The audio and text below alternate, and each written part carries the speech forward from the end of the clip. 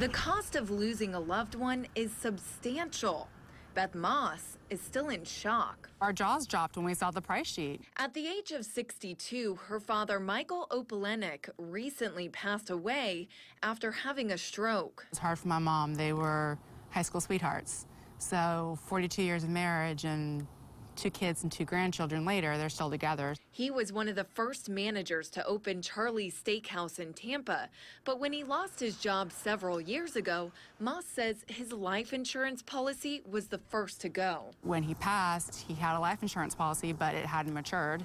So it was nowhere near enough to cover funeral costs. It wasn't until she found a letter with his last wishes that gave her an idea to cover the cost of his cremation. He wanted us to take donations at the celebration, and we thought that was a little weird. So she turned to GoFundMe, getting donations from restaurants all over the area and strangers too. There's people that have donated that we don't even know.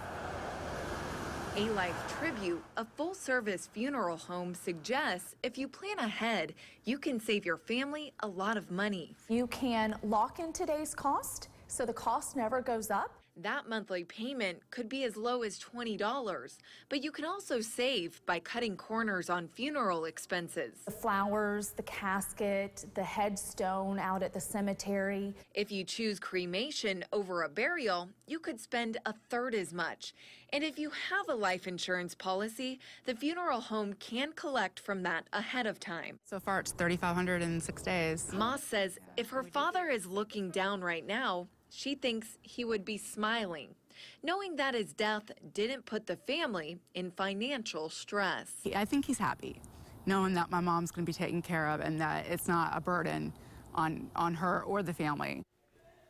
Well, if families face a sudden death and can't afford a burial, there are indigent programs where counties will pay to have your loved one cremated, but you do have to have some qualifications, like a family of 3 in Pinellas County would make $30,000 a year to qualify for that. And as we were talking about before today, Christy, many families don't meet that requirement, so that's why it's so important to plan ahead. Exactly. Christy, thank you.